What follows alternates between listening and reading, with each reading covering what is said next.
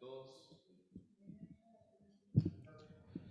sean bienvenidos nuevamente. Es un gusto poder compartir con ustedes en esta tarde el mensaje de la palabra de Dios. Buenas tardes a todos los que están en Zoom. Dulce, qué gusto tenerte con nosotros. Marisol, siempre es un gusto tenerte aquí. Y bueno, también Mari, Tania, todos. Se parece a Ana, Raquel. Hola, Anita. Ya, es que los voy a minimizar, entonces como ya no los voy a ver, por eso las saludo, ¿ok? Bienvenidos todos. Y también por acá es un gozo también poder ver caras nuevas. No, tú no, ya te conozco. Pero los demás sí. Y conste que son las 12:30, ¿eh? No es mi culpa que nos extendamos, ¿no? ¿Más visitas? ¿Sí? Ay, no. ¿A poco quieren que la trate como visita? No. ¿Sí? Pero de todos modos le vamos a dar un aplauso, ¿verdad? ¿O no? ¿Sí?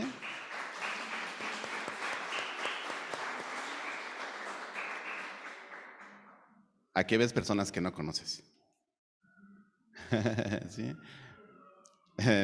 Bienvenida, hermana Isa. Eh, todos bienvenidos, ¿no? Todos bienvenidos. Es un gozo siempre poder reunirnos, el tener esa libertad para hacerlo. Ahorita que veía a nuestro hermano Uriel dirigiendo, yo sé que algunos pueden decir, ay, míralo, ahí trae el apunte, ¿no? Para no equivocarse. ¿Sabe? Es un gozo poder ver a nuestros jóvenes cómo están creciendo, no nada más en el conocimiento de la palabra, sino en el servicio al Señor, ¿no? Entonces, yo empecé a dirigir el culto en mi iglesia cuando yo tenía su edad, yo tenía 20 años. Entonces, para mí es un gozo verlos avanzar y crecer entre su iglesia, como esos jóvenes, ¿verdad? Que el Señor está formando y que posteriormente, por supuesto, que van a ser los líderes en nuestra iglesia, hermanos, o en otra iglesia, no lo sé, que seguramente se derivará de la nuestra. Porque el día que ya no quepamos aquí, se los he dicho, o sea, vamos a abrir otra sucursal. ¿Dónde? No sé. Marisol, andamos viendo por allá en Ecatepec, ¿verdad? Pronto, quizás. ¿Por qué no? Manuel, ¿te animas? Claro, ¿verdad? ¿Quién dijo frío? Nadie. Arturo, ve, hasta le dio risa, dije, yo voy, ¿no? Tiene que decir amén, hermanos, porque eso es lo que estamos haciendo en nuestra iglesia, es lo que queremos hacer, es precisamente ese mensaje de salvación, poderlo proclamar a todo el mundo. El día de hoy continuamos con nuestra serie, esta serie importante que habla acerca de nuestra devoción a Dios. Y el título de esta serie es Reverencia, mi devoción a Dios. Y hemos estudiado varios conceptos al respecto, ¿no? Varios conceptos que tienen que ver con la devoción, la adoración. Y hemos abordado 5 principios que aprendimos acerca de cómo honrar a Dios con nuestra vida. Primero definimos a quién le debemos esta adoración, a quién le debemos esta reverencia, a Dios, ¿qué Dios? El Dios del que nos habla la Biblia, ese Dios creador, ese Dios todopoderoso. La semana pasada hablamos acerca de 7 hábitos piadosos que podíamos desarrollar en nuestra vida cotidiana buscando precisamente cumplir con ese andar en Cristo. Y el versículo base de esta serie es primera de Juan 2:6, donde dice que si alguno dice que permanece en Él, esto es en Cristo, debe andar como Él anduvo. Por eso principios para andar en luz, andar en amor, andar en nueva vida, andar, ¿sí? Porque como veíamos también la semana pasada, estas cosas son para los del camino, ¿verdad? Los de ese camino del que habla la Biblia. Porque Jesús dijo, yo soy el camino y la verdad y la vida. Y nadie viene al Padre si no es por mí. Entonces Jesús es un camino por el cual andar, es una forma de vida. También lo estudiamos en la serie de predicaciones anterior acerca del Shema. Y hablábamos del Shema Style, ¿no? No es un baile, no es un baile. Es vivir vivir buscando agradar a Dios con nuestras vidas, porque al final, para eso fuimos creados de parte de Dios. Y veíamos que finalmente teníamos una definición de lo que era un hábito piadoso, ¿no? Siempre tenemos que hacer una introducción, mis queridos hermanos, porque no siempre estamos en la misma iglesia, ¿no? A veces es raro, pero me decía un día nuestro hermano Misael, ya ven que le gusta eso de las estadísticas, ¿no? Es que tenemos como 270 personas en la iglesia. Dije, ay, si yo veo 50, 60, 70, 80. Y me decías que los últimos 3 domingos les predicaste a todas esas personas diferentes, ¿no? Porque cada domingo viene una iglesia diferente, ¿no? Entonces, hoy celebro que están ustedes aquí, ¿no? Pero veíamos el tema de los hábitos piadosos, ¿no? Y decíamos que un hábito piadoso era una conducta que contribuye precisamente al desarrollo de la devoción, que es el sentimiento de actitud y reverencia que le debemos a Dios, inspirado nada más y nada menos por la simple dignidad de Dios, porque Él se lo merece. ¿Y cómo lo hacemos? Pues a través de la repetición cotidiana de esa conducta piadosa, desarrollando esos hábitos piadosos. Y estos hábitos piadosos, ¿qué es lo que generan en nosotros? Hablábamos acerca de lo que es el primer amor y esa necesidad que tenemos de Dios, de buscar a Dios. Y están diseñados precisamente para eso, para hacernos sentir diariamente nuestra necesidad hacia Dios. Nos ayudan a mantener ese primer amor que debe ser Dios en nuestra vida. Y para reforzar lo que decíamos en la última conferencia la semana pasada, dice en Tito capítulo 2, en los versículos del 11 al 14, si lo quiere buscar, Tito 2, la epístola del apóstol Pablo a Tito, capítulo 2, versículos del 11 al 14, porque luego dicen, ¿y por qué tenemos que desarrollar hábitos piadosos? Bueno, el apóstol Pablo le dice a Tito, ¿por qué tiene que hacerlo? ¿No? Y le dice así, dice, porque la gracia de Dios se ha manifestado para salvación a todos los hombres. Amén. Amén. Yo aquí veo hombres y mujeres salvos, enseñándonos que renunciando a la impiedad y a los deseos mundanos, vivamos en este siglo sobria, justa y piadosamente. ¿Sí? Con ese sentimiento de necesidad, con ese sentimiento de hambre de Dios, ¿no? Dice, aguardando la esperanza bienaventurada y la manifestación gloriosa de nuestro gran Dios y Salvador Jesucristo. El memorial que hacemos hoy, repetimos lo que dice el apóstol Pablo en 1 Corintios 11, ¿no? Dice, la muerte del Señor anunciamos hasta que Él venga. ¿Por qué su muerte? ¿Por qué no su resurrección? Si el Señor resucitó, nuestra muerte, alguien podría decir, ¿no?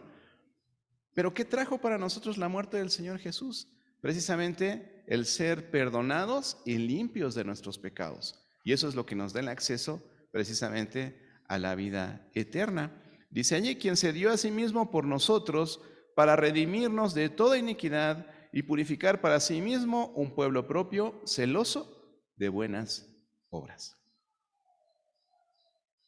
Dice que vivamos en este siglo sobria, justa y piadosamente, precisamente basándonos en nuestra esperanza, en nuestra fe. Y decíamos, esto es nuestra píldora espiritual, ¿no? El poder desarrollar estos hábitos piadosos, predicar, ganando almas, involucrarnos en el servicio, ¿verdad? En la iglesia, la lectura bíblica, el diezmar, ofrendar, ¿sí? Justo hoy vamos a hablar al respecto. Ah, ya salió el pene, sí, así es, ¿no? Oración, ¿sí? Reconocer nuestro pecado, lo que hicimos hoy, que nos guiaba nuestro hermano Uriel. Ponte a cuentas con Dios.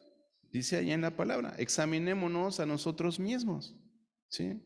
Y veamos que somos dignos de participar del memorial, obviamente, y poder participar de ello, ¿no? Ahora, todo esto que hemos estado viendo, pues nos habla precisamente de vivir vidas piadosas delante de Dios con la finalidad de agradarle, de honrarle y de buscar ser sus testigos de esa forma a las demás personas que están en nuestro alrededor.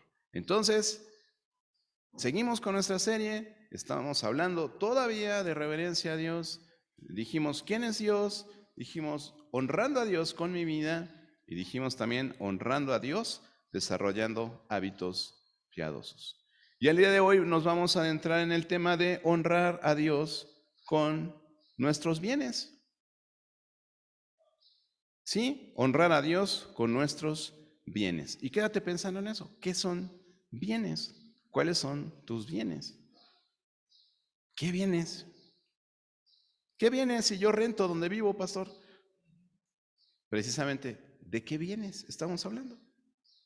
¿Bienes raíces? ¿Qué bienes? ¿Los bienes para contrarrestar los males? No. ¿Qué son los bienes? Dice en Proverbios capítulo 3, versículos 9 y 10.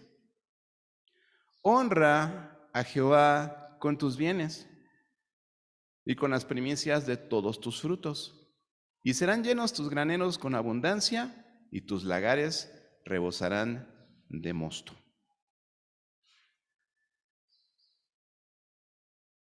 A veces quisiéramos detenernos a analizar cada palabra. Quédese con que pues, los lagares tienen que ver con el vino, donde se almacenaba el vino también para fermentarlo, y el mosto pues es el zumo, el jugo de la uva antes de fermentarse y hacerse vino. Entonces, esto es lo que dice ahí para definir o para ejemplificar la abundancia. Dice, tus lagares rebosarán de mosto, tus barricas estarán llenas de vino. Y de eso vamos a hablar el día de hoy. Dice, honrar a Jehová, al Señor, con tus bienes. Acompáñame a orar para poner este tiempo en manos de Dios.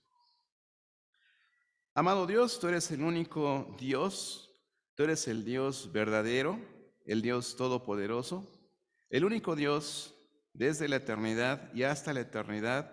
Y solo tú, Señor, mereces nuestra honra, solo tú mereces la alabanza. Y venimos hoy delante de tu presencia, Señor, a reconocerlo precisamente, a darte gracias por la salvación que nos has dado, a darte gracias por Jesús, a darte gracias por tu palabra, que a través de ella nos instruyes y nos ayudas a no cometer errores. Gracias, Padre, por estar al pendiente de nosotros, por darnos este cuidado y por enseñarnos, Señor, que también debemos honrarnos con nuestros bienes. Ayúdanos a entender qué bienes poseemos, Señor, a través de los cuales podamos también darte honra y la reverencia que tú mereces. Te lo pedimos en el nombre de Jesús. Amén. Cuando escuchas la palabra bienes, ¿en qué piensas? Es bienes con B de bueno, ¿ok? Sí, porque van a decir bienes de ir, no. Es bienes. ¿En qué piensas? Pues normalmente piensas en bienes materiales, ¿no? Piensas en bienes materiales, en qué tengo, revisas tu cartera, tu celular, que sea el último modelo. Si no lo has puesto a vibrador como el pastor, pues ponlo, porque si no luego están las interrupciones y no queremos que las haya. ¿Ok? ¿Qué bienes? Entonces, bueno, pues tengo un perro, tengo un gato, tengo un carro, tengo una casa, pero ¿realmente es lo único que posees? ¿Es lo único que podrías decir, pues tengo esto? Porque entonces serías un materialista, porque lo que tienes te define, ¿no? Y delante de Dios, ¿cómo es, no? ¿Realmente es lo único que posees? Claro que no, por supuesto que no. Cada uno de nosotros, como individuo, como creación perfecta, maravillosa de Dios, como obra maestra de Dios, ¿no? Poseemos diferentes talentos, habilidades intelectuales o físicas. Pero, y si te pones a pensar, ¿realmente son tuyas? ¿Son tuyas esas habilidades? ¿Son tuyas esas características físicas que sí te definen? ¿También son bienes? ¿Podríamos decir que son bienes? Claro, por supuesto, son cosas que posees. Incluso son cosas que te definen más que el carro que traes, ¿no? O que la colonia donde vives, o la escuela donde estudiaste. Y hay gente que se casa con eso, ¿no? Se casa con muchas cosas, en el sentido de no, algún día tu meta, ¿no? Tendría un carro de este tipo, de este año, de este color, y el día que lo consigues, es lo que te define, ¿no? Que lograste llegar allí y que entonces a través de ello la gente te identifica. Pero si leemos lo que dice Génesis, capítulo 1, versículo 1, y después lees el capítulo completo, ¿recuerdas lo que dice Génesis 1:1? Dice, en el principio creó Dios los cielos y la tierra. Y si lees todo el capítulo, ¿qué conclusión sacas acerca de tus posesiones? Efectivamente, llegamos a esa conclusión. No son tuyas. No son tuyas. Y acerca de ti mismo, ¿no? Y las consignas que últimamente escuchas en las calles, ¿no? Acerca de, no, si mi cuerpo es mío y yo decido acerca de él y hago con él lo que quiera y yo lo marco y lo tacho y lo pinto y lo vendo y lo compro, ¿no? ¿Qué me dices, no? ¿Es mi cuerpo, yo decido? Ups, qué tremendo. Pastor, usted es profeta porque ya sabía qué iba a pasar, ¿no? Y nos ejecutamos 13 estudios, 12 estudios acerca de la masculinidad y la feminidad bíblicos, para que no erremos, para que no nos confundamos, para que nuestros hijos y nuestros jóvenes tengan la información correcta. Dice en Isaías 43, versículos 6 y 7, que lo hemos estado usando mucho, porque es importante que tú reflexiones en esto. Dice en ese pasaje la escritura, diré al norte, da acá, y al sur, no detengas. Trae de lejos mis hijos y mis hijas de los confines de la tierra, todos los llamados de mi nombre, para gloria mía los he creado, los formé y los hice. El Dios creador, todopoderoso, nos ha hecho, nos ha creado para su gloria.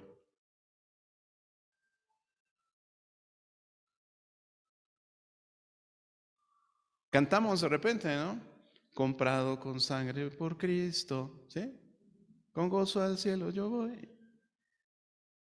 Dice 1 Corintios 6:20, porque habéis sido comprados por precio. El Señor Jesús dio su sangre para comprarnos. De por sí somos creación de Dios. Nosotros le pertenecemos.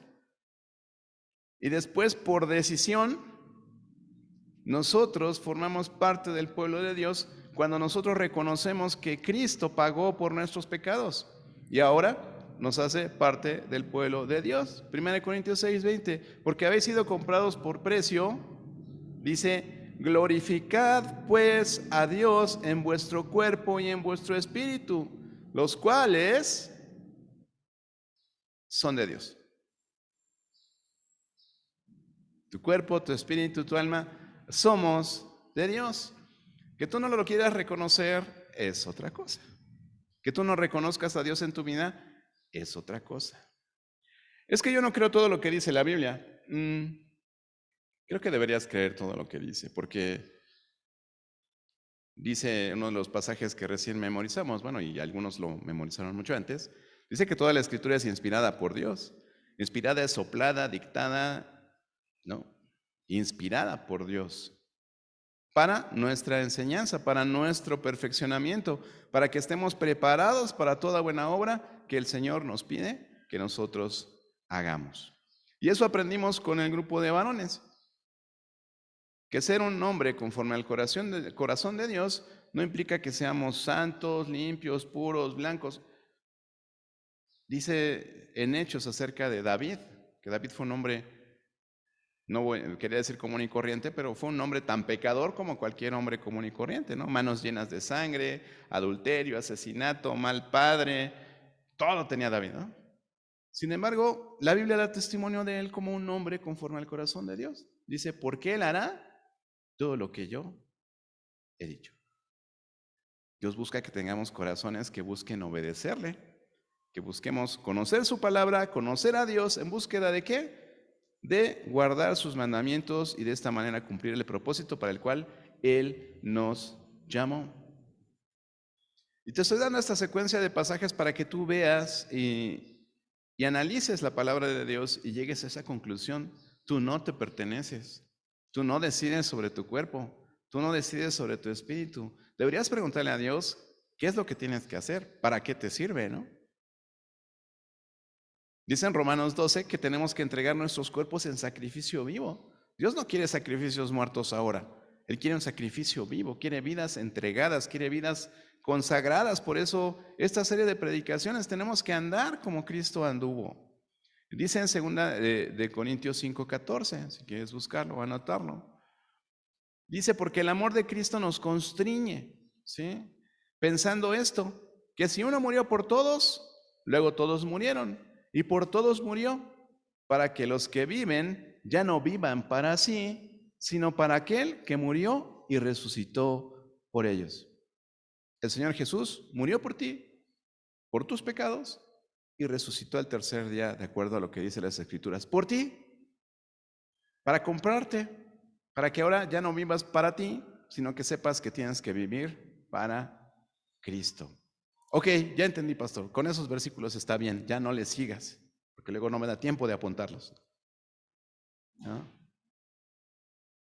Ahora sí les di tiempo.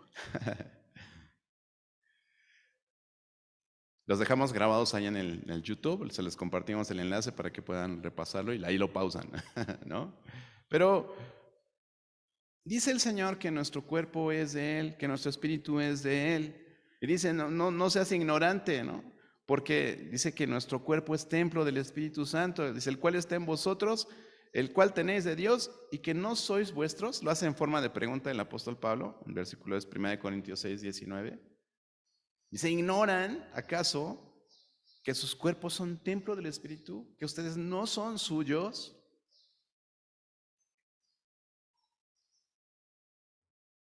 ¿Y eso qué tiene que ver con los bienes, pastor?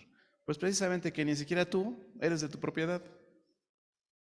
Tú no eres tu bien, eres un bien de Dios. Y entonces, ni lo que posees, ni lo que eres, ni lo que haces, es mérito tuyo. Dios te creó y todo lo que tú puedes o no puedes hacer, simplemente es porque Dios te creó así. Y todos tenemos diferentes habilidades, todos diferentes capacidades para hacer o a no hacer algunas cosas, ¿no? Muy bien, entonces ya entendí, no somos propietarios. ¿Qué somos entonces? Y ese es el gran tema del día de hoy, hermanos. Que nosotros no somos propietarios ni de nuestro cuerpo ni de nada que haya en la creación. Nosotros somos administradores. Administradores. Somos administradores de lo que el Señor nos ha dado. Somos administradores incluso de nosotros mismos, de nuestras capacidades.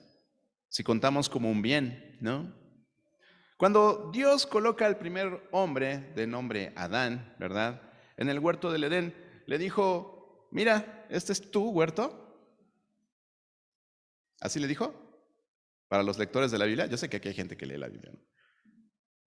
Entonces, ¿qué le dijo, no? Génesis 2:15.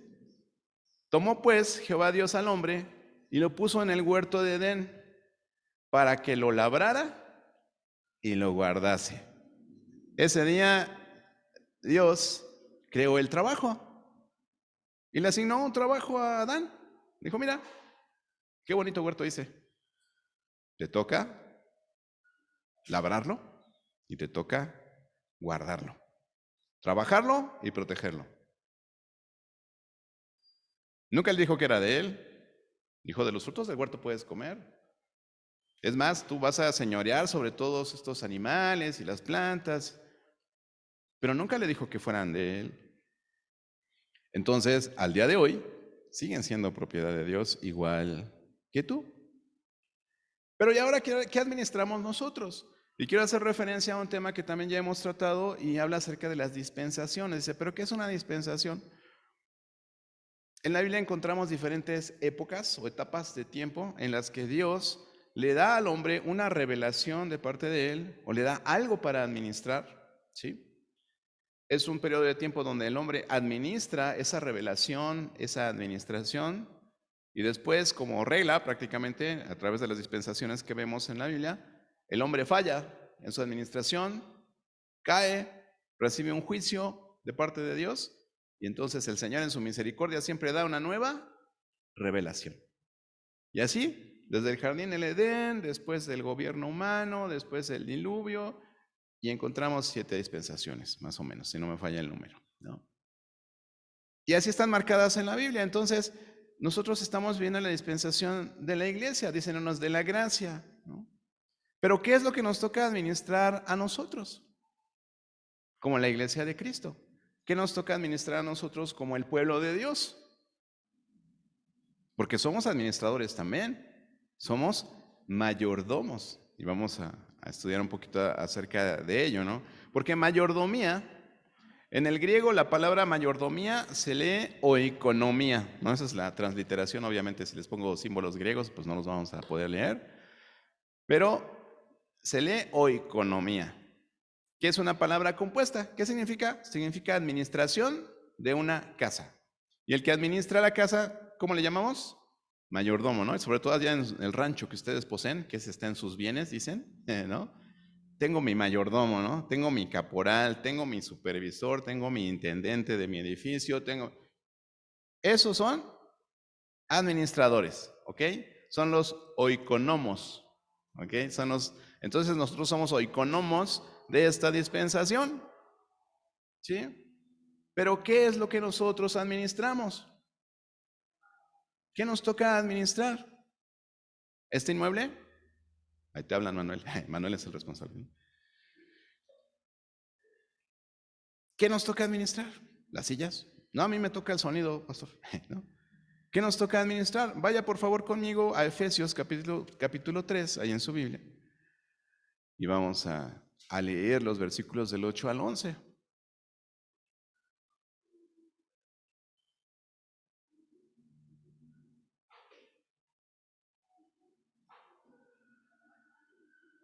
Dice así: a mí, que soy menos que el más pequeño de todos los santos, me fue dada esta gracia de anunciar entre los gentiles el evangelio de las inescrutables riquezas de Cristo y de aclarar a todos cuál sea la dispensación del misterio escondido desde los siglos en Dios, que creó todas las cosas, para que la multiforme sabiduría de Dios sea ahora dada a conocer por medio de la iglesia, nosotros, a los principados y potestades en los lugares celestiales, conforme al propósito eterno que hizo en Cristo Jesús nuestro Señor, en quien tenemos seguridad y acceso con confianza por medio de la fe en Él.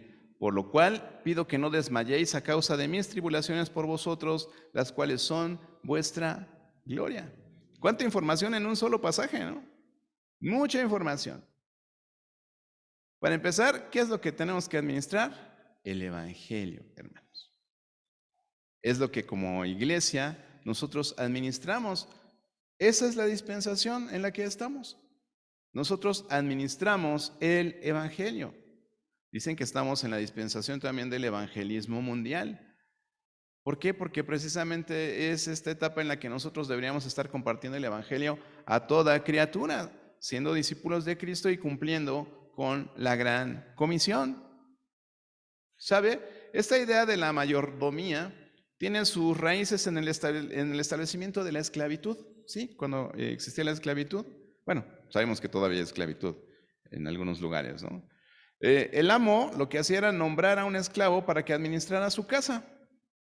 Esto incluso podía incluir no nada más que cuidara de su familia, ¿no? Sino también enseñar e incluso disciplinar a los miembros de la casa, en especial a otros esclavos, ¿no? Y a los niños. Un ejemplo de esto lo podemos ver en la vida de José, cuando él lo pone Potifar como su mayordomo, precisamente él estaba a cargo de todos sus bienes y de su casa. Ese es un ejemplo de la mayordomía. En varios pasajes del Nuevo Testamento, pues encontramos también la historia del mayordomo injusto, encontramos varios ejemplos de esto. ¿Sí? También la persona que cuida a un menor, que puede ser un niñero si ustedes quieren, también se le identifica en el Nuevo Testamento como un mayordomo. Son mayordomos, les ponemos a cuidar, a administrar algo, ¿no? Un oficial público, un policía, un magistrado, un notario, no sé, todos ellos son también mayordomos o supervisores, ¿no? De algo que están administrando. Entonces, la idea inicial que planteamos en cuanto a Adán es, en su relación Dios con el hombre, Él lo nombró mayordomo, ¿verdad? Lo nombró mayordomo y por eso hicimos esa referencia al relato de la creación, porque inicialmente Él es mayordomo, Adán fue mayordomo del huerto del Edén. Pero el Señor es dueño de todo. Y esa es la conclusión que llegamos en la primera parte, ¿verdad? Él posee todo, Él es dueño de nosotros incluso, Él es dueño de todo lo creó. Y entonces nosotros, ¿qué es lo que hacemos?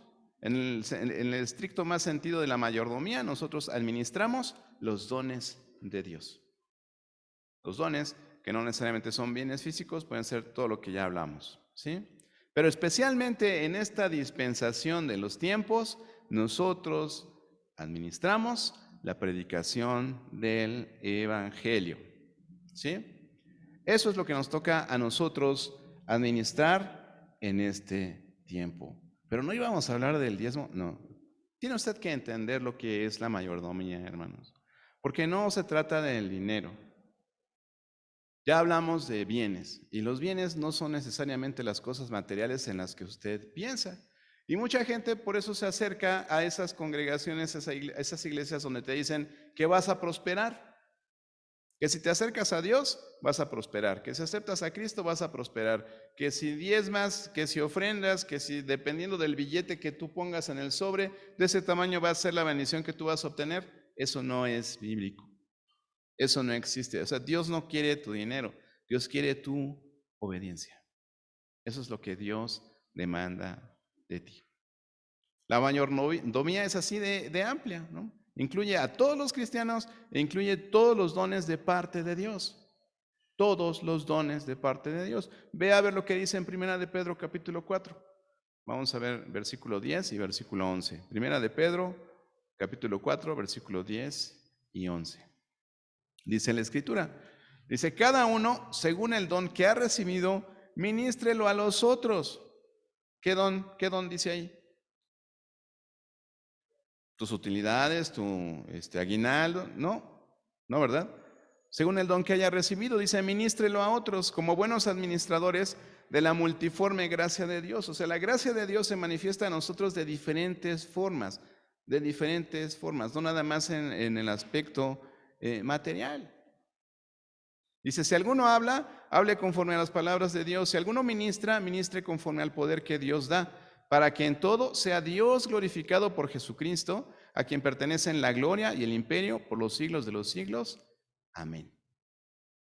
Somos administradores de la gracia de Dios, de los dones de Dios, y eso implica principalmente el Evangelio, hermanos. ¿Por qué? Pues porque es el propósito principal de Dios, es el propósito macro de Dios para con la humanidad, que todos los hombres sean salvos y vengan al conocimiento de la verdad. Eso se lo traspasa a Jesús y Jesús viene a salvar al mundo, no a condenarlo. Y eso nos los traspasa a los discípulos de Cristo, a los que andan en el camino, ¿verdad? Solo a los que andan en el camino.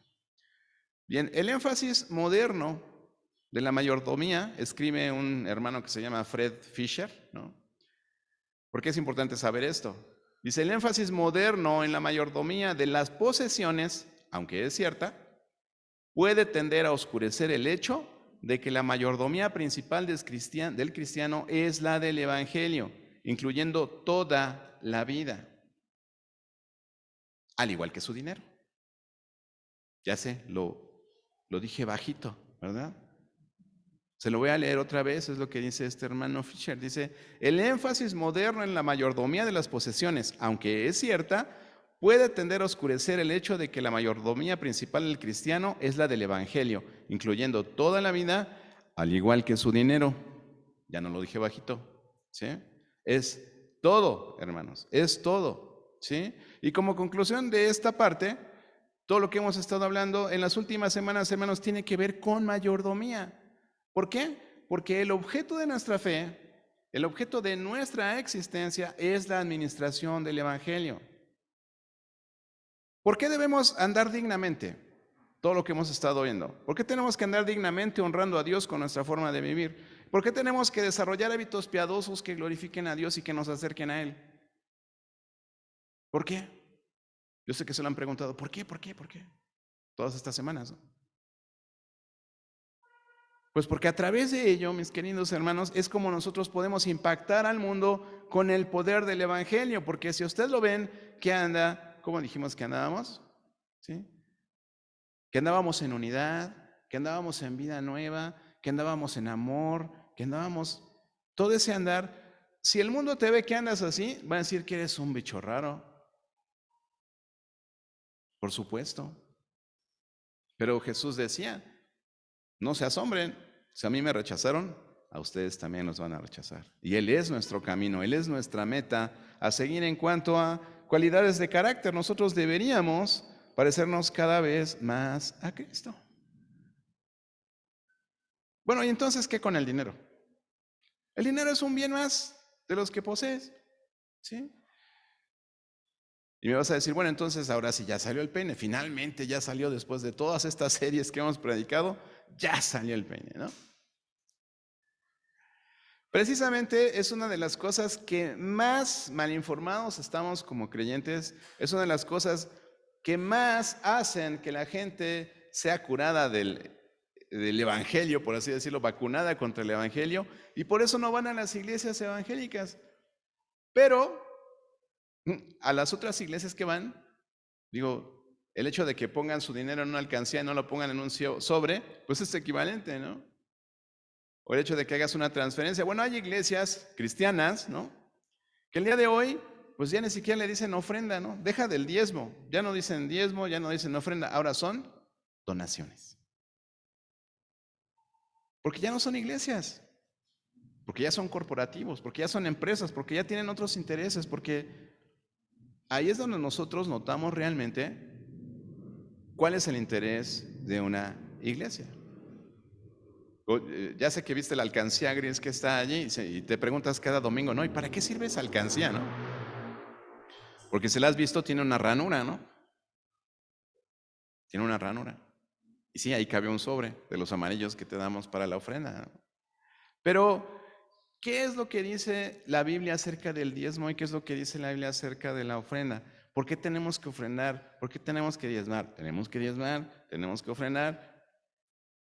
Hay un estudio muy amplio al respecto y no lo vamos a hacer en este tiempo tan limitado que tenemos en la predicación del domingo. Pero sí es importante que tú sepas qué es lo que nosotros como creyentes neotestamentarios, gentiles, bueno, creo que no hay ningún judío aquí, gentiles convertidos a Cristo, tenemos que hacer con él. Y es algo que hemos estudiado precisamente que deriva de nuestras clases de hermenéutica, ¿no? Que es el estudio científico y concienzudo de la Biblia. Hay reglas que nos ayudan a entender y a explicar de una mejor manera lo que dice el contenido bíblico ya aplicado a nuestra vida real y cotidiana.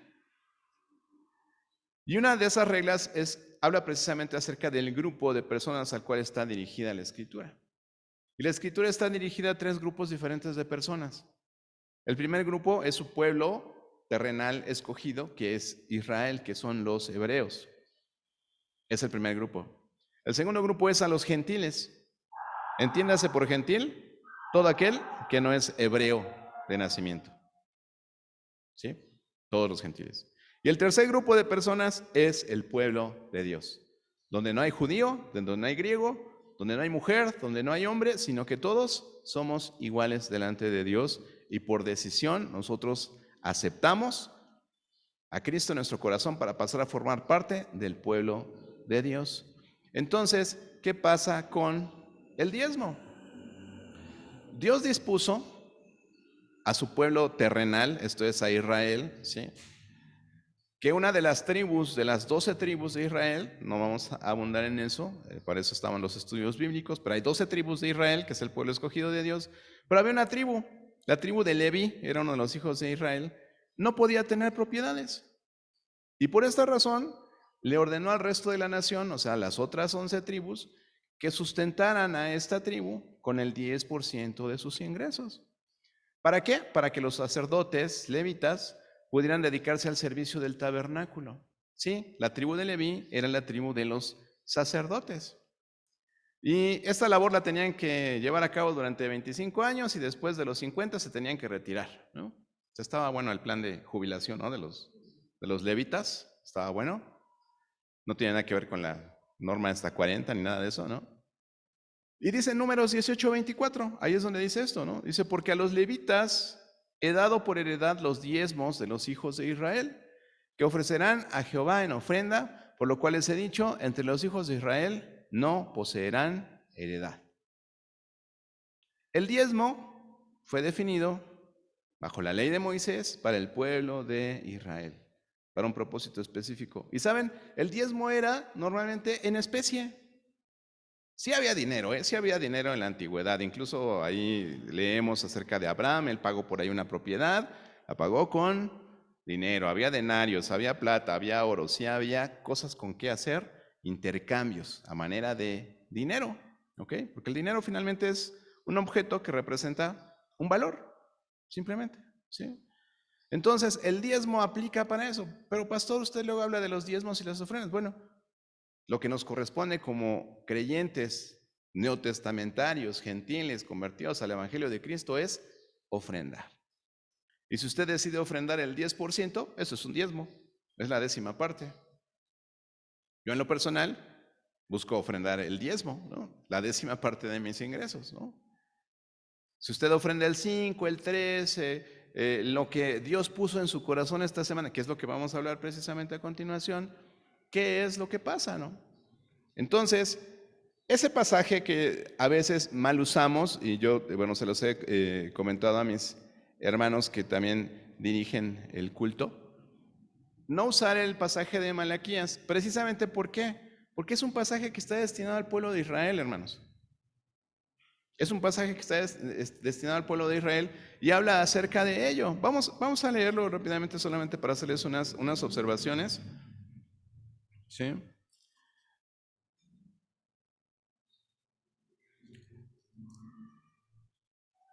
Mire lo que dice desde el 3, ¿no? Dice, y se sentará para afinar y limpiar la plata, porque limpiará a los hijos de Leví, judíos, los levitas, los afinará como a oro y como a plata, y traerán a Jehová ofrenda en justicia. Dice el versículo 4, y será grata a ofrendas, Malaquías 3, estoy leyendo Malaquías 3, versículo 4, y será grata a Jehová la ofrenda de Judá y de Jerusalén, como en los días pasados y como en los años antiguos.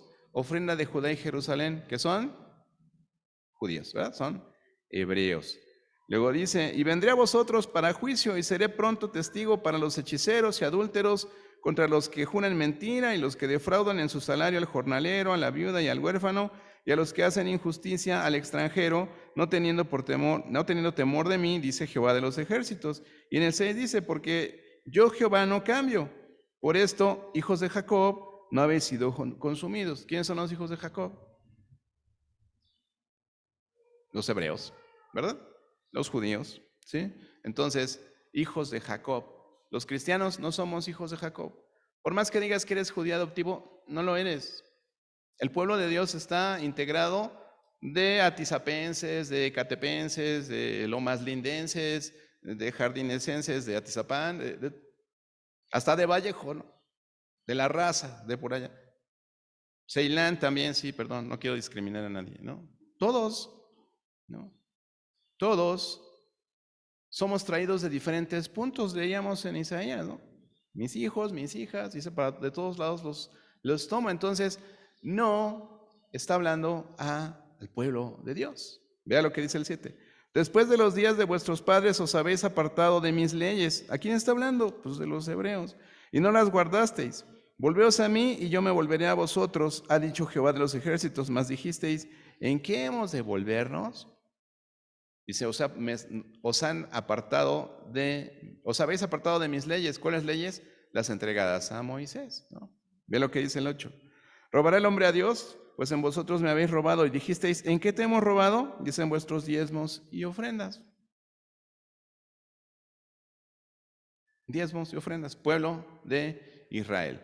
Malditos sois con maldición, porque vosotros, la nación toda, me habéis robado. ¿Qué nación? El pueblo de Israel. ¿Sí? El pueblo de Israel. Ya habéis dicho, ahí en el versículo 14, nos vamos hasta el 14, ¿no? Y si habéis dicho, por demás es servir a Dios, ¿qué aprovecha que guardemos su ley y que andemos afligidos en presencia de Jehová de los ejércitos? Guardar la ley. ¿Quiénes estaban empeñados en guardar la ley? ¿Quiénes tenían que guardar la ley? Los judíos, ¿verdad? Para salvación. Recuerden, tenemos ese tema de la ley y la gracia, ¿no?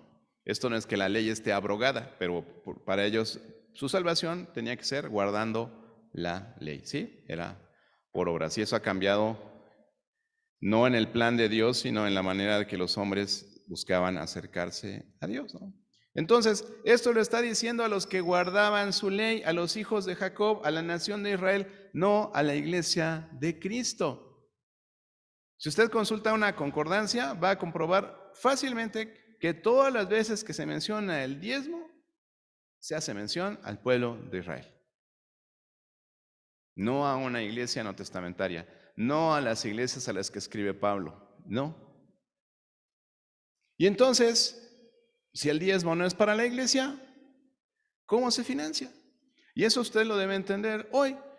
Nosotros como iglesia somos una iglesia de fundación bautista, ¿sí? Y la iglesia bautista es la iglesia de los 3 autos, me enseñó mi pastor bautista, ¿verdad? Que nosotros nos autosustentamos, nos autogobernamos y nos autopropagamos, ¿sí? Aquí nadie nos está financiando. Aquí nadie es nuestro patrocinador. Esta iglesia se sostiene por las ofrendas, por los diezmos y ofrendas, o las ofrendas y diezmos de los congregantes, ¿sí? Aquí si usted ve café, ¡ay, qué bueno que los patrocinadores nos mandaron café! No, ¿no? Garat no nos patrocina, ¿no? Ni Café Legal, ¿no? Aquí todo lo que compramos, todo lo que adquirimos es a través de las ofrendas de los santos, que somos nosotros. Y eso es lo que enseña el Nuevo Testamento acerca de la iglesia no testamentaria que nosotros ofrendamos. Pero le digo, usted puede ofrendar el 10%, el 15%, el 20%. En un análisis más exhaustivo de lo que es el diezmo, hermanos, realmente apegándonos a lo que dice la Escritura, el diezmo representaba más del 30% de lo que era el ingreso de las personas. Ya sumándole la ofrenda por X concepto, etcétera, era mucho más que el 10%. Pero ¿cómo es la ofrenda, no? ¿Cómo debe ser la ofrenda? Pues Dios lo ha dejado claramente establecido ahí en su palabra. Vaya allá a 2 Corintios 9. Y esto es lo que escribe el apóstol Pablo a la iglesia de Corinto precisamente. 2 Corintios 9.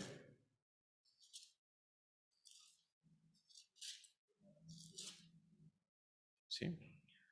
Tan solo vea el versículo 7, ¿no?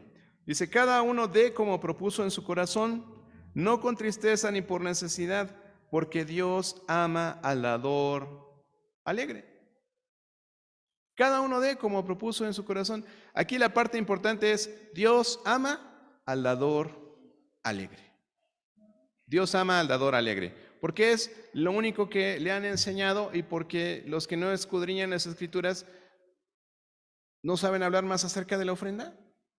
Hay muchísimos versículos que hablan acerca de la ofrenda, no solamente este.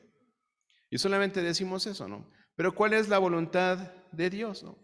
Dice el versículo completo, cada uno dé como propuso en su corazón. Tiene que ser algo que nace de su corazón.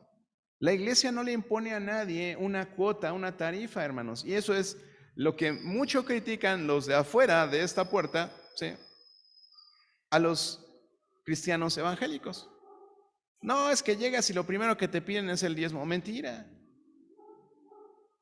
De hecho, de las últimas veces que hemos hablado acerca del dinero, ¿no?, incluso yo les digo, hoy no vamos a recoger ofrenda. Los miembros de la iglesia saben que tienen que ofrendar y ahí está la cajita, ¿no? Y tienen que ofrendar allí. Y entonces, a las visitas no les hablamos de la ofrenda, ¿no?, diciéndoles que den dinero, ¿no?, ese día, ¿no? O sea, no hablamos de la ofrenda y pasamos el bote, ¿no? No es así. Tenemos que hablar acerca de esto porque es la voluntad de Dios, que cada uno dé. La Biblia no dice pague, usted aquí no paga nada, ¿no? Ni nadie está revisando su recibo de nómina para ver si efectivamente dio el 10% o el 5%, ¿no? A nosotros no nos interesa saber ni cuánto gana, ni cuánto va a dar.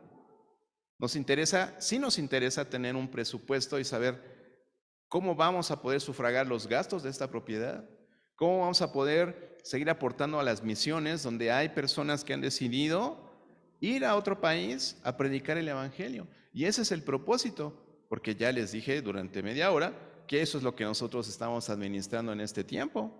Es el evangelio lo que administramos, no esta casa. Pues no que era la iglesia. Este inmueble no es la iglesia. La iglesia somos estas personas que estamos aquí reunidas. Somos los que hacemos la iglesia. ¿Ok? Le decimos, por eso les decía, no le decimos casa templo, porque ahí está la casa y aquí está el templo, ¿no? Entonces, entre que si es una y es la otra, no es así. Nosotros somos templo del Espíritu Santo y eso es lo que tenemos que tener claro el día de hoy y que nosotros ofrendamos. ¿Sí? En 1 Corintios 16 se añade a lo que estamos viendo. Dice, cada primer día de la semana, cada uno de vosotros ponga aparte algo, dice algo, según haya prosperado. No dice el 10%, no, es según haya prosperado. Y si no prosperé, pues no hay que ofrendar, ¿no? Entonces, ¿cuál es nuestra responsabilidad como creyentes? El sostener la obra de Dios. ¿Y cuál es la obra de Dios? La predicación del Evangelio. ¿Y qué hacemos aquí cada domingo? Predicamos el Evangelio, hermanos. Hoy celebramos un memorial de la muerte de Cristo. Y eso es lo que predicamos cada domingo. Cada domingo tiene que ver con Cristo. Cada domingo tiene que ver con la salvación. Cada domingo tiene que hablarse acerca de la honra y el reconocimiento a Dios. Es lo que hacemos en esta iglesia. De acuerdo a lo que dice la palabra de Dios. Ahora, si alguno tiene duda cuál es el primer día de la semana, pues abra su diccionario o googleelo, ¿no? ¿Cuál es el primer día de la semana? O, ¿no? Siempre, yo veo a mucha gente, Siri, ¿cuál es el primer día de la semana? Domingo. Okay. Entonces, el domingo es el primer día de la semana. Y ese día tú, lo que apartaste, ese día lo ofrendas a la iglesia. ¿Pero a qué iglesia? Pues a la que asistes, ¿no? Imagínate, ¿no? Que tú ya eres un joven trabajador que tienes tu empleo y en tu casa no das gasto, ¿no? Y te dice tu mamá, oye, pero ¿por qué aquí nunca das para el gasto? Pues es que como con la señora de allá de por mi trabajo, pues a ella le dejo ahí los centavos, ¿no? Pero en tu casa desayunas y cenas, ¿no? Entonces, ¿no? Donde tú estás recibiendo, donde tú estás contribuyendo a la obra de Dios, ahí donde tú estás siendo alimentado espiritualmente, ahí es donde deberías ofrendar.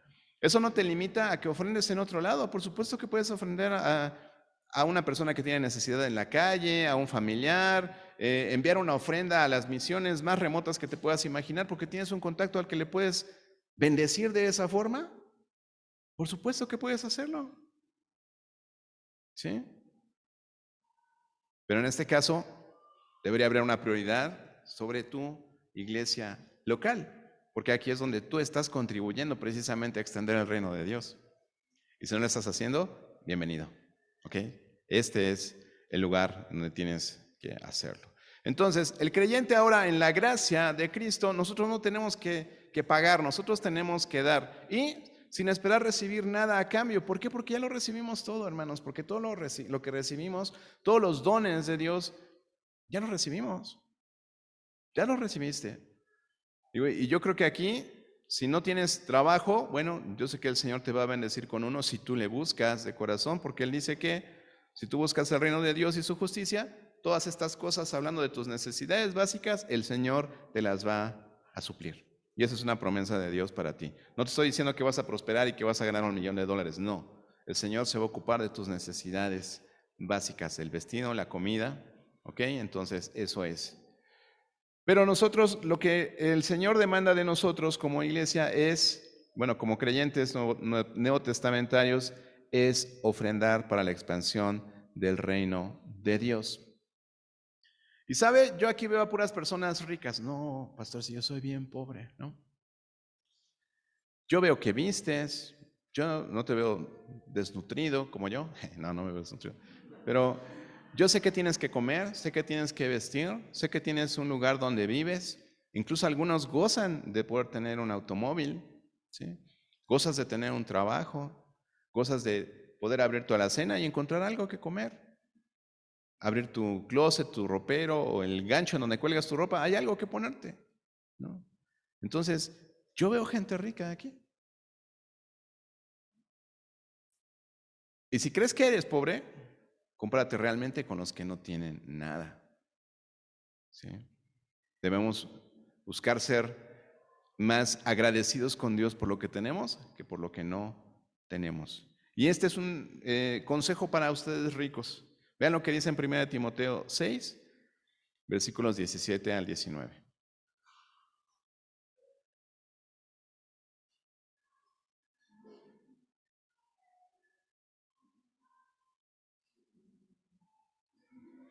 Le dice el apóstol Pablo a Timoteo, ahí en el capítulo 6, versículos 17 al 19. Le dice, a los ricos de este siglo, manda que no sean altivos, ni pongan la esperanza en las riquezas. De lo que hablábamos al principio, ¿verdad? Si cuando dices bienes, piensas en cosas materiales, deberías pensar si eres un poco materialista, ¿no? Dice aquí, las cuales son inciertas. Hoy tienes, mañana quién sabe.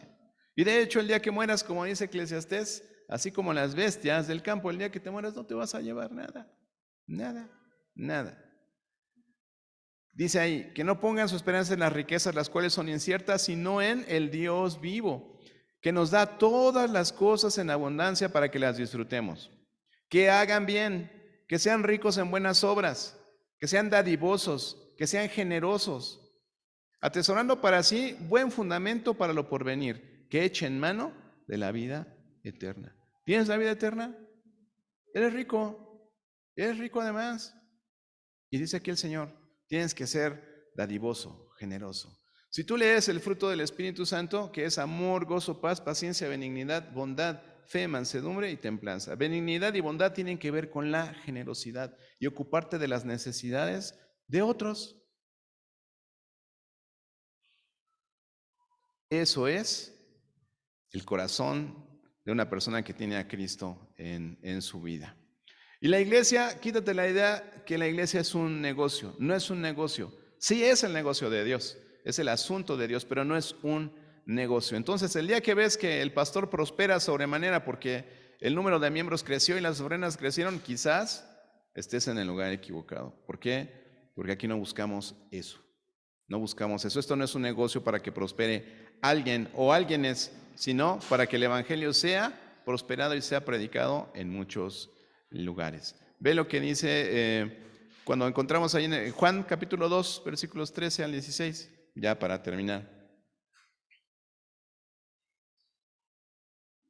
Todos se acuerdan de este pasaje. Dice que estaba cerca la Pascua de los judíos, que es una fiesta. Y subió Jesús a Jerusalén y halló en el templo a los que vendían bueyes, ovejas, palomas y a los cambistas allí sentados.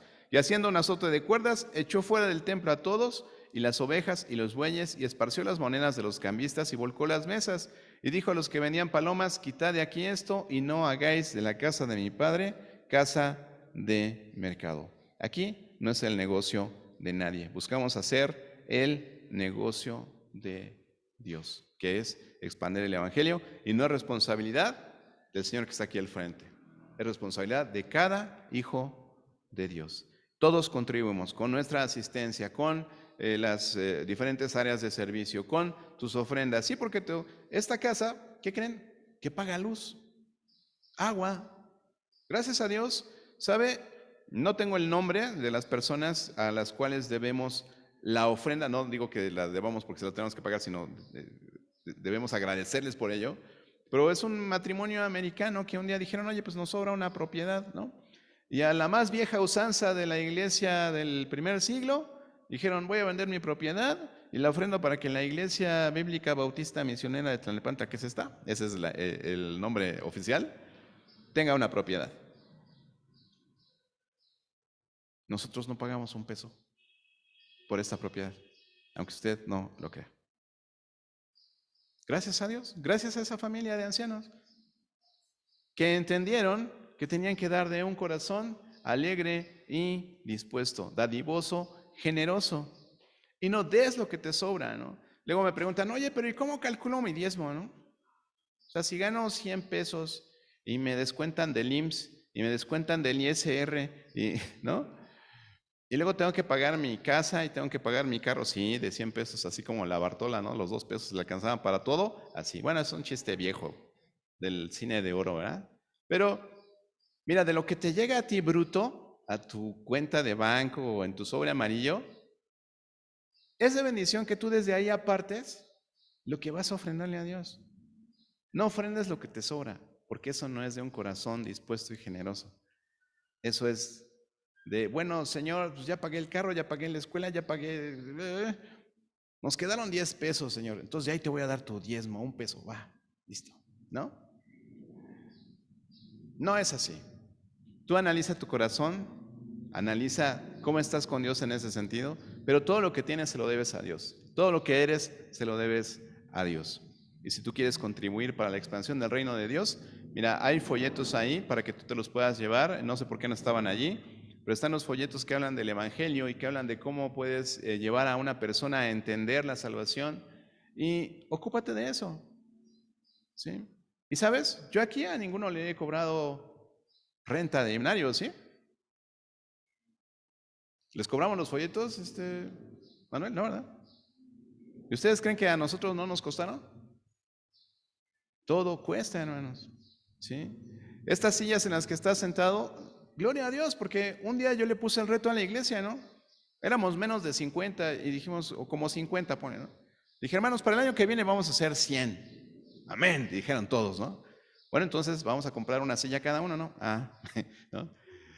Vamos a comprar otra silla, vamos a comprar otra silla. ¿Por qué? Porque el año que viene vas a traer una persona nueva. Y gracias a eso, pues hoy hay más de 50 personas aquí, ¿no? Entonces, gracias a Dios porque hubo esos corazones dispuestos a hacerlo, ¿no? Pero ¿por qué tenemos que hacerlo cada vez que hay una necesidad? ¿Por qué no puede haber un fondo, un presupuesto, ¿no? Donde digamos, y es que no quiera que acumulemos aquí riquezas, la verdad es que no nos estamos haciendo ricos de las ofrendas, ¿no? Pero es necesario ofrendar para que la obra continúe. Cuando seamos 150 aquí, pues ya nos van a faltar sillas. Y gracias a Dios no estamos lejos. ¿Qué va a suceder? Vamos a tener que volver a hacer eso de la meta, ¿no? Vamos a traer otro nuevo y ahora como ya somos 100, ahora vamos a comprar otras 100 sillas. Amén. Amén, sí. A lo que voy es a esto, ¿no? La mayordomía, hermanos, no tiene que ver exclusivamente con el dinero, pero también el dinero que tienes, también el Señor te lo provee. ¿Sí? La mayordomía define nuestra obediencia práctica, ¿sí? En la administración de todo lo que está bajo nuestra jurisdicción o nuestro control, por así decirlo, ¿no? Nuestra área de injerencia, por así decirlo, ¿no? Pero en todo lo que se nos ha confiado, no solo el dinero. Es la consagración de nuestra propia vida y de nuestras posesiones, hermanos, al servicio de Dios. La mayordomía reconoce en la práctica que no dependemos de nosotros mismos o de lo que hagamos, sino de Dios. Nuestra dependencia de Dios. Y eso significa que como administradores de Dios, pues somos administradores de todo lo que le pertenece a Dios.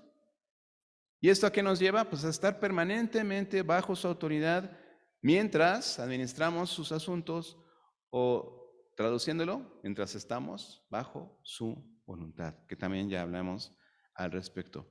Entonces, ¿qué significa una mayordomía fiel? Pues reconocer plenamente lo que ya entendimos hoy, que no somos dueños de nada, sino que pertenecemos a Cristo el Señor, que se dio a sí mismo por nosotros, y así nosotros vivimos para Él. Amén.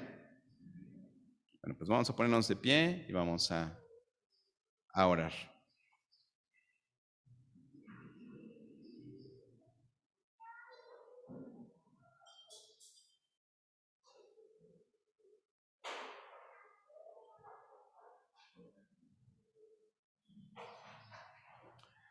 Te voy a pedir que estés con tu rostro inclinado, que cierres tus ojos. El Señor está aquí. Dice que si 2 o 3 están reunidos en su nombre, Él está allí en medio de ellos. Y yo creo eso. ¿Tú lo crees? Amén. Una persona lo creyó. Gloria a Dios.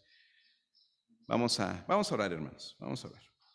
Si en este momento Dios pone en tu corazón el ponerte a cuentas con Él y decirle, Señor, perdóname porque no he sido fiel contigo en mis ofrendas, porque no he sido consciente de que tu obra necesita también del sustento económico. Ayúdame a entenderlo y ayúdame a ser un dador alegre, un ofrendador que da no por necesidad y ni con tristeza, sino como agradecimiento, como reciprocidad a todo lo que tú nos das, Señor.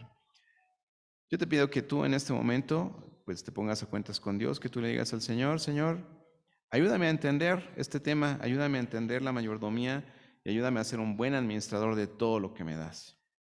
Hazlo ahí en tu corazón y vamos a agradecerle a Dios por este tiempo. Amado Dios y Padre Celestial, cuántas gracias te damos por tu palabra, Señor, porque a veces sabemos que nos confronta con cosas que quizás hemos practicado durante mucho tiempo, pero que no necesariamente es lo que tú nos pides que hagamos, Señor. Gracias porque realmente tu palabra es clara en cuanto a ello. Ayúdanos a ser enseñables, Señor, a tener un corazón receptivo para poder entender lo que realmente nos corresponde hacer de acuerdo a lo que dice tu palabra, Señor. Gracias por tu enseñanza. Gracias por Cristo, Señor, que pues Él nos ha traído, Señor, para hacernos cercanos a ti. Gracias por ese sacrificio en la cruz, que ahora nos hace entender que somos parte de tu pueblo y que como pueblo tuyo, Señor, tenemos un trato distinto al pueblo de Israel y un trato distinto a los gentiles también. Ayúdanos a ubicarnos, Padre, en la palabra tuya, Señor, para identificar tus mandamientos para nosotros y entender, Padre, cuál es la conducta que tú quieres que tengamos como hijos tuyos. Sabemos que tú buscas la honra, que tú eres celoso, Señor, de nosotros y que solamente quieres que te adoremos a ti. Ayúdanos a quitar los ídolos de nuestra vida, Señor. Ayúdanos a quitar ese amor por el dinero, ese amor por las cosas materiales y a ser generosos, Padre, no solamente con tu iglesia, sino con todo aquel que padece necesidad. Te damos gracias por esto en el nombre de Jesús. Amén. Permanezcan de pie, por favor.